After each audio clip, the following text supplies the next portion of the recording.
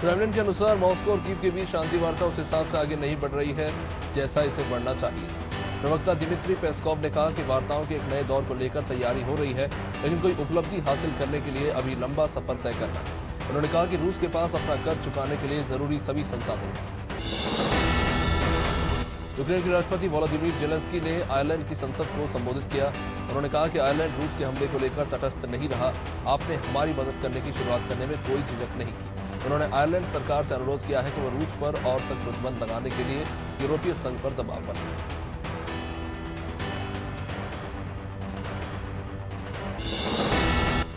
Donetsk governor पाव्लो Kirilenko ने कहा कि रूसी सेना ने वोल्दर में उस स्थान पर हमला किया जहां मानवीय सहायता वितरित की जा रही थी। हमले में कम से कम 2 लोगों की जान गई है और 5 लोग घायल हुए। क्षेत्रीय आपात सेवाओं ने बताया कि रूसी बलों ने दनिप्रोत्सवोक इलाके में बीती रात एक तेल डिपो और प्लांट पर हमला किया था। मिसाइल हमले में प्लांट के तेल और ल्यूब्रिकेंट के लिए 6 टैंक 42 दिनों से छिड़ी जंग को अब रूस की समाप्त करना चाहता है। रूसी मीडिया ने क्रेमलिन के हवाले से कहा है कि अगर जेलेंस्की वार्ता के दौरान रखी गई शर्तों को मानने के लिए सहमत हो जाते हैं तो रूस सैन्य अभियान को समाप्त करने के लिए तैयार है।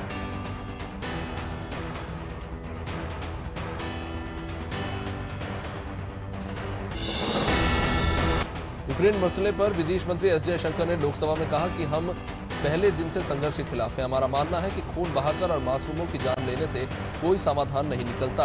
कूटनीति ही विवाद का सही हल है। हम यूक्रेन की हर संभव मदद कर रहे हैं। यूक्रेन में भारत किसकी वकालत करता है, इस सवाल पर उन्होंने कहा कि भारत अपने हितों को देखते हुए फैसला ले रहा है। यूक्रेन की बूचा में रूसी सैनिकों की ओर से किए गए युद्ध अपराधों की जांच में अब फ्रांस भी मदद करेगा। यूक्रेन के राष्ट्रपति वोलोदिमीर जेलेंस्की ने बताया कि फ्रांसीसी राष्ट्रपति इमैनुअल मैक्रों ने युद्ध अपराध की जांच के लिए तकनीकी और अन्य सहायता प्रदान करने में सहमति व्यक्त की है।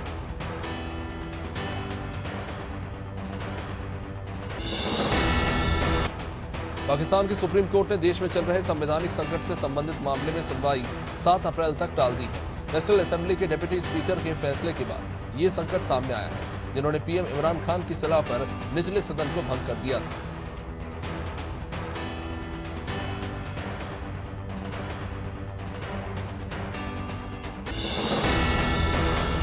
श्रीलंका के पूर्व क्रिकेटर अर्जुन रणतुंगा ने कहा कि इस सरकार ने अपने फायदे के लिए पूरे संविधान को बदल दिया। भारत हमारा बड़ा भाई रहा है। वे पेट्रोल और दवाओं जैसी हमारी जरूरतों को पूरा कर रहा है। भारत हमारी काफी मदद कर रहा है। अर्जुन रणतुंगा ने कहा कि विरोध प्रदर्शनों के दौरान आम जनता सिर्फ बुनियादी चीज जैसे दूध पाउडर से लेकर गैस, चावल और पेट्रोल ही तो मांग रही है, उसमें भी हिंसा से श्रीलंका में आए आर्थिक संकट और उससे फैली हिंसा के बीच सरकार की ओर से बड़ा बयान सामने आया है। श्रीलंका सरकार की ओर से कहा गया है कि राष्ट्रपति गोताबाया राजपक्षे किसी भी हालत में इस्तीफा नहीं देंगे। दरअसल गोताबाया राजपक्षे ने बुधवार को देश से आपातकाल वापस ले लिया था। विपक्ष उनके इस्तीफे की लगातार मांग कर रहा है।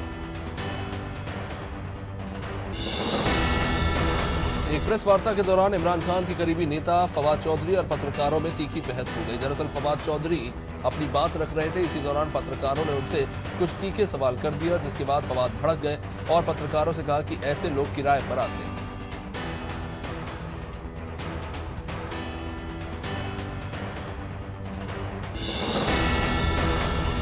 पटियाला में पंजाबी यूनिवर्सिटी के सामने मंगलवार रात हुई झड़प के बाद कबड्डी खिलाड़ी धर्मेंद्र सिंह की गोली मारकर हत्या कर दी।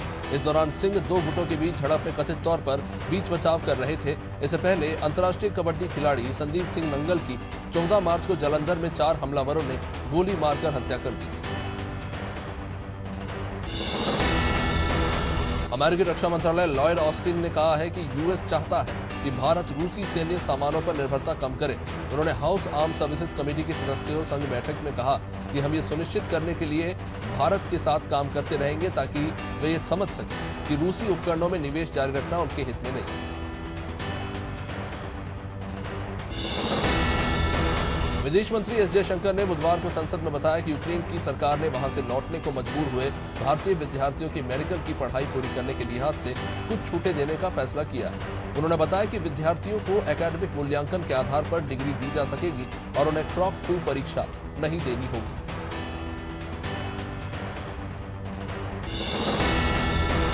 प्रधानमंत्री मोदी ने बुधवार को कहा कि दुनिया के सामने ऐसा भारत है आज जो बिना किसी डर या दबाव के अपने हितों पर अडिग है। उन्होंने कहा कि जब पूरी दुनिया 2 विरोधी ध्रुवों में बटी हुई है तब भारत को ऐसे देश के रूप में देखा जा रहा है जो दृढ़ता के साथ मानवता की बात करता है।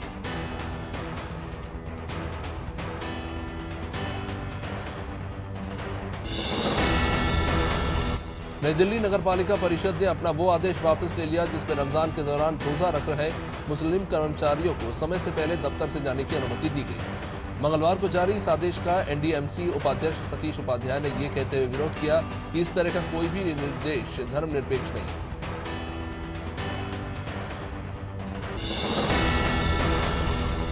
आंध्र प्रदेश के श्रीकाकुलम में एक मंदिर से चांदी के गहने चोरी करने के बाद बाहर निकलते वक्त मंदिर की खिड़की में फंसे एक चोर का वीडियो सामने आया है। पुलिस ने शख्स को खिड़की से निकालने के बाद गिरफ्तार कर लिया। पुलिस के अनुसार आरोपी शराब के पैसों के लिए चोरी की वारदात को अंजाम देने मंदिर में घुसा था और खिड़की में फंस गया।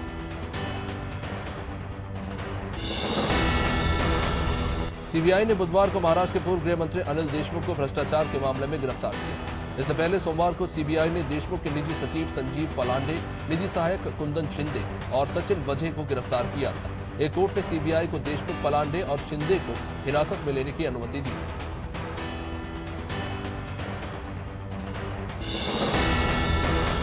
अंतर्राष्ट्रीय मुद्रा कोष की एक रिपोर्ट के अनुसार भारत ने फूड सिक्योरिटी स्कीम यानी प्रधानमंत्री गरीब कल्याण अन्न योजना के माध्यम से देश को अत्यधिक गरीबी की जद में जाने से बचा लिया। इस रिपोर्ट के मुताबिक भारत में 2019 में अत्यधिक गरीबी 0.8% थी और इस साल 2020 में कोरोना महामारी के दौरान भी इसी स्तर पर बनी रही। मुंबई की एक 32 वर्षीय महिला के साथ ऑनलाइन वाइन खरीदने के दौरान 4,80,000 रुपए की ठगी हो गई। एफआईआर के अनुसार ठग ने महिला को कहा कि उन्होंने ऑनलाइन ज्यादा पैसे दे दिए हैं और पैसे लौटाने के लिए उसने महिला को क्यूआर कोड स्कैन करने को कहा और जैसे ही महिला ने क्यूआर कोड स्कैन किया उसके अकाउंट में से 4,80,000 रुपए कट गए। बीजेपी सांसद सुशील कुमार मोदी ने मंगलवार को केंद्र सरकार से अखबार उद्योग को पुनर्जीवित करने के लिए न्यूज प्रिंट पर आयात शुल्क कम करने का आग्रह किया। उन्होंने कहा कि ये उद्योग रूस यूक्रेन युद्ध के कारण आपूर्ति की कमी का सामना कर रहा है। उन्होंने कहा कि भारत न्यूज प्रिंट आयात पर अत्यधिक निर्भर है और विश्व में न्यूज प्रिंट का सबसे बड़ा आयातक है। तेलंगाना के सूर्यापेट जिले में 15 साल के बेटे की गांजे की लत से नाराज एक महिला ने उसे पोल से बांधने के बाद उसकी आंखों में मिर्च का पाउडर भर दिया। इस घटना का वीडियो सोशल मीडिया पर अब वायरल हो रहा है जिसमें एक अन्य महिला को युवक का हाथ पकड़े जबकि युवक को जलन से चीखते हुए देखा जा सकता है।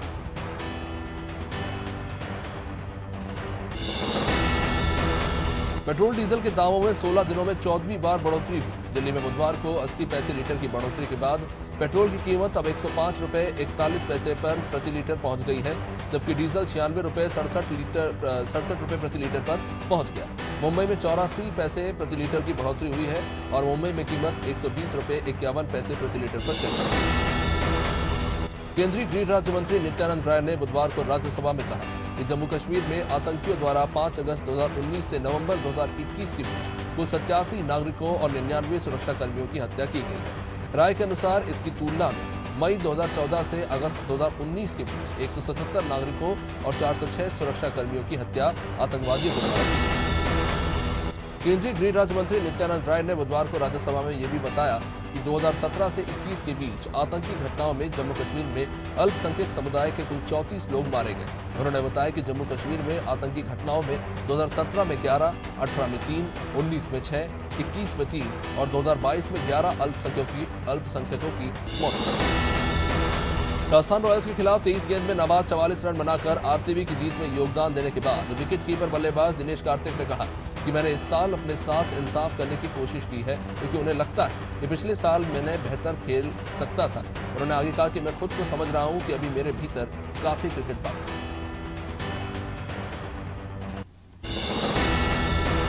बिजनौर में राष्ट्रीय किसान यूनियन लोक शक्ति के किसानों ने बिजनौर गन्ना समिति पर एक मीटिंग का आयोजन किया और इस मीटिंग में किसानों की विभिन्न समस्याओं के समाधान की मांग करते हुए पीएम मोदी और सीएम योगी के नाम संबोधित एक ज्ञापन कलेक्ट्रेट परिसर में एसडीएम सदर को सौंपा गया।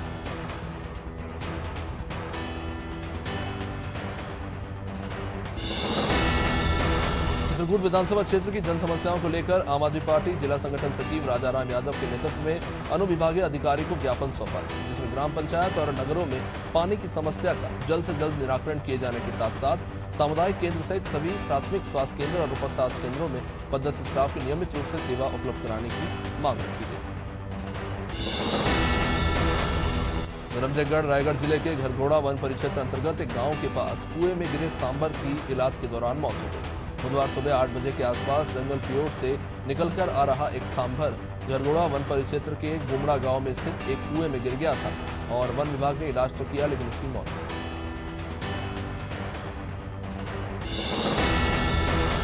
ग्वालियर के जनकगंज थाना इलाके में रहने वाले एक युवक को उसकी सांस ने ही चूहा मार दवा खिलाकर मारने की कोशिश की।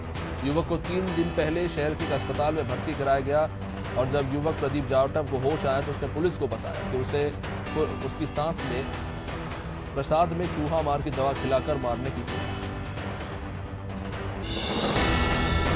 हर मंगलवार को एसपी ऑफिस परिसर में जनसुनवाई में बड़ी संख्या में पीड़ित और फरियादी पहुंचते हैं। अपनी समस्याएं लेकर जनसुनवाई में पारिवारिक विवाद, घरेलू झगड़े और प्रॉपर्टी मामलों से लेकर धोखाधड़ी से जुड़े मामले पहुंचे, जहां अधिकारियों ने संबंधित फरियादियों को मदद का आश्वासन दिया।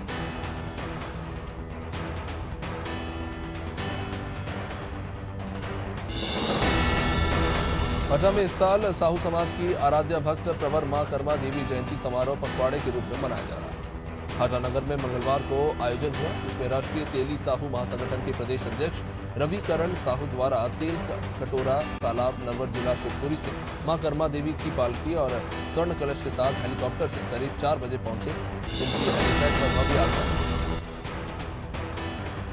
6 अप्रैल को युवा संवाद का आयोजन मुख्यमंत्री शिवराज सिंह चौहान ने किया। इस संवाद में प्रदेश भर के विद्यालय और महाविद्यालय के छात्रों ने संवाद को सुना। विश्वविद्यालय के ऑडिटोरियम में हुए इस युवा संवाद में युवाओं को अपनी जगह बैठाने के लिए विश्वविद्यालय प्रबंधन को पुलिस का सहारा लेना पड़ा। 2 घंटे से अधिक चले इस कार्यक्रम में छात्रों ने सैकड़ों बार अलग अलग बहाने बनाकर ऑडिटोरियम से बाहर जाने की कोशिश की, लेकिन पुलिस ने डांट के बैठा दिया। बस्तर पुलिस के द्वारा आपराधिक तत्वों के विरुद्ध लगातार कार्रवाई हो रही है। इसी विषय को लेकर अवैध नशीली पदार्थ यानी सिरप की तस्करी पर कार्रवाई करते हुए बस्तर पुलिस को सफलता मिली। आरोपी हाट कचोरा जगदलपुर में अवैध नशीली पदार्थ की तस्करी कर रहा था, जिसे पकड़ने के बाद पुलिस ने उसके बैग से नशीले कप सिरप जब्त किए। खंडवा की गलियों, मुख्य सड़कों और बस्तियों में ट्रांसफार्मरों को उचित मानदंडों के द्वारा स्थापित नहीं किया जा रहा है और इसी को लेकर इन्हें शीघ्र विधिवत स्थापित करने की मांग करते हुए सद्भावना मंच के अध्यक्ष प्रमोद जैन की मौजूदगी में खंडवा अधीक्षण यंत्री संजय जैन को ज्ञापन सौंपा गया। जिले भर में स्थापित विद्युत की असुरक्षित डीपीओ को व्यवस्थित रूप से स्थापित करने की मांग की। उधमसिंह नगर जनपद के खटीमा शहर में दूसरे दिन भी तहसील प्रशासन और पुलिस प्रशासन द्वारा दूसरे दिन अतिक्रमण हटाने की कार्रवाई लगातार जारी है। आपको बता दें कि इन दिनों पूर्णागिरी मेले में आवाजाही तथा पैदल यात्रा करने वाले श्रद्धालुओं के कारण ट्रैफिक व्यवस्था काफी प्रभावित हो रही है। इसे ध्यान में रखते हुए दूसरे दिन भी नगर में जाम से निजात दिलाने के लिए प्रशासन ने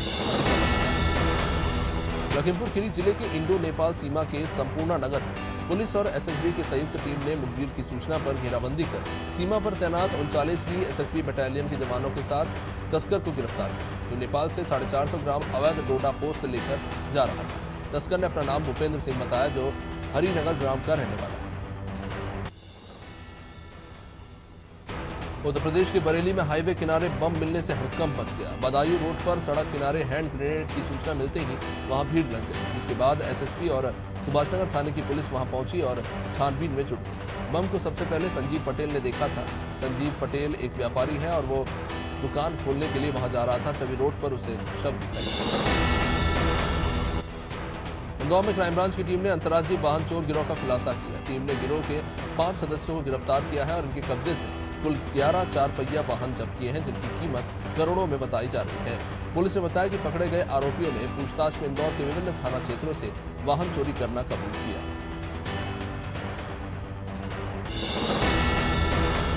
बुल्डाना के एकलारा बानोदा में 80 साल पुराने 18 नीम के पेड़ों को चोरों ने काट दिया और पेड़ों को चुराने की कोशिश की, लेकिन ग्रामीणों की सतर्कता के चलते चोर नाकाम साबित हुए। जानकारी बताई ग्रामीणों ने कि वन अधिकारियों को दी गई थी, लेकिन अधिकारी वहां पहुंचे नहीं। इसको लेकर ग्रामीणों ने धरना प्रदर्शन भी किया।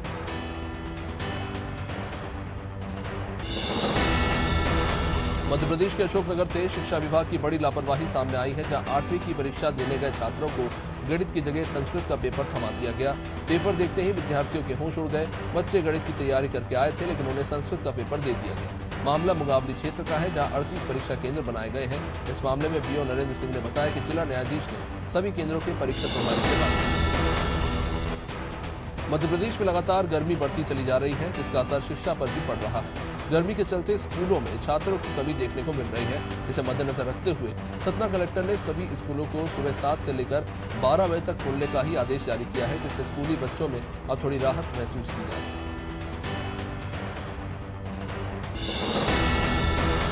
खबर रायसेन के उबैदुल्लागंज से जसलकनपुर हाईवे के केसलबाड़ा गांव के पास एक युवती की लाश मिलने से सनसनी फैल गई। युवती की सर कुचली लाश सड़क किनारे पड़ी मिली। इसकी सूचना मिलने के बाद नीमगंज पुलिस मौके पर पहुंची और घटना की गंभीरता को देखते हुए एफएसएल टीम को बुलाकर बारीकी से घटनास्थल का निरीक्षण कराया गया। प्रथम दृष्टया मामला हत्या का दिखाई दे रहा है। एटा में तेज रफ्तार का कहर देखने को मिला, जहां एक अनियंत्रित ट्रक ने 6 लोगों को रोक दिया। इस हादसे में किशोर की मौके पर मौत हो गई, 5 लोग गंभीर रूप से घायल हो गए।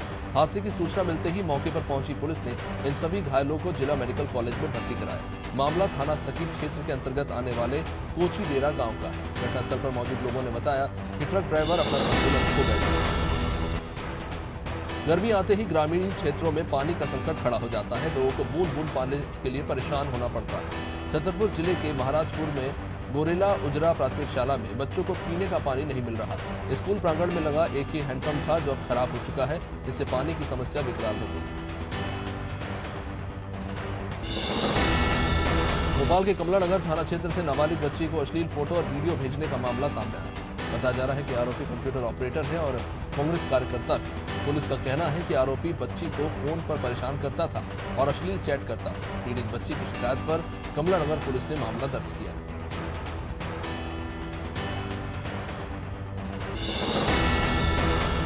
उधमसिंह नगर की खटीमा में प्रशासन ने धार्मिक स्थलों पर लगे ध्वनि विस्तारक यंत्रों को हटाने और ध्वनि तीव्रता कम करने के निर्देश दिए। सुप्रीम कोर्ट की सख्ती के बाद प्रशासन ने क्षेत्र के सभी धार्मिक स्थलों के संचालकों और प्रतिनिधियों के साथ बैठक की, जिसमें मकान के अंदर बजने वाले ध्वनि विस्तार यंत्रों की तीव्रता 45 डेसिबल से कम करने के निर्देश दिए। बीजेपी विधायक रामेश्वर शर्मा ने कांग्रेस विधायक आरिफ मसूद पर हमला बोला। आरिफ मसूद ने कांग्रेस के रामनवमी और हनुमान जयंती को भव्यता के साथ मनाने के लिए जारी हुए पत्र पर सवाल उठाए। रामेश्वर शर्मा ने कहा कि आरिफ मसूद कांग्रेस की विचारधारा के बारे में ही बोल रहे हैं। वहीं कांग्रेस के रामनवमी मनाने पर निशाना साधते उन्होंने कहा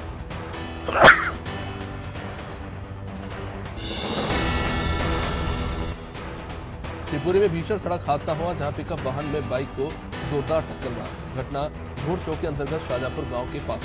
बाइक पर सवार 3 लोगों में से एक की मौत हो गई, जबकि 2 लोग गंभीर रूप से घायल हो गए। घायलों में एक बच्चा भी शामिल है। दोनों घायलों को जिला अस्पताल में भर्ती कराया गया।